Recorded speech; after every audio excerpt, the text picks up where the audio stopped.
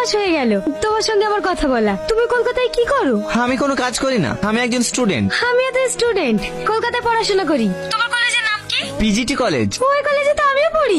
তুমি সত্যি বলছো? হ্যাঁ সত্যি বলছি, আমি কালকেই তোমার সঙ্গে কলেজে দেখা করব।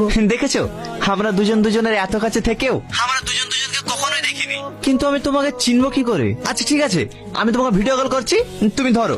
না না, আমার অ্যান্ড্রয়েড সেট নেই, আমি একটা ছোট মোবাইল ব্যবহার করি। ঠিক আছে, কাল 10টায় কলেজের ছাদের উপরে আমি থাকবো, তোমার সাথে আমার ওখানেই দেখা হবে। দাদা একটু তাড়াতাড়ি চলুন না, 10টার সময় কলেজে পৌঁছাতে হবে।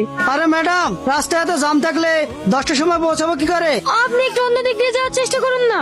পথে যদি আপনার তাড়া থাকে, আপনাকে তো হেলিকপ্টারে যাওয়া দরকার ছিল, রাস্তায় কোনো জাম থাকতো না। ফালতু বকবেন না তো। শিট, 10:30 বেজে গেল। এই দাঁড়ান দাঁড়ান, মোবাইলটা ভেঙে গেল, এবার কি হবে? ম্যাডাম, আমার ভাড়াটা। এই নিন, অসহ্য। এই, তুমি না আমার পিছন পিছন ঘুরিস নি? আমি ছাদে এসছি, তুই ছাদে এসছি কেন? ছাদটা তোর বাপের নাকি? এই, বাপ তুলে কথা বললি কেন? দেখবে এখানে ছাদ থেকে তুলে ফেলে দেবো। মস্তান হয়ে গেছে জানো, কয়েল টাচ করে দেখ। এই তো টাচ করলাম, কি করবি কর।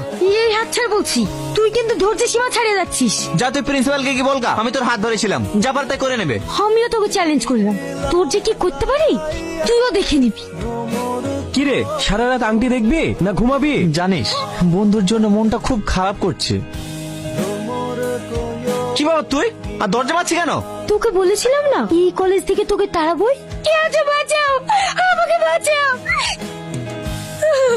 স্যার, স্যার, আমাকে বাঁচান, টনি আমাকে একা পেয়ে আমার সম্মান নষ্ট করেছে।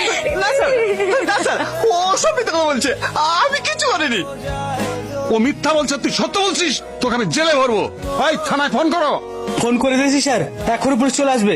সালমা, তুমি স্যার থেকে সত্যি কথা বলো না, আমার জীবনটা নষ্ট করে দিও না, তুমি সত্যি কথা বলো না। কলেজে কি হয়েছে স্যার? এই বদমাইশটা একটা মেয়ের মানহানি করার চেষ্টা করছিল। না স্যার, আমি কিছু করিনি। এখন তো বাচ্চার জন্য কথা বলবি, চল কিছুদিন জেলের ভাত খাবি, সব ঠিক হয়ে যাবে।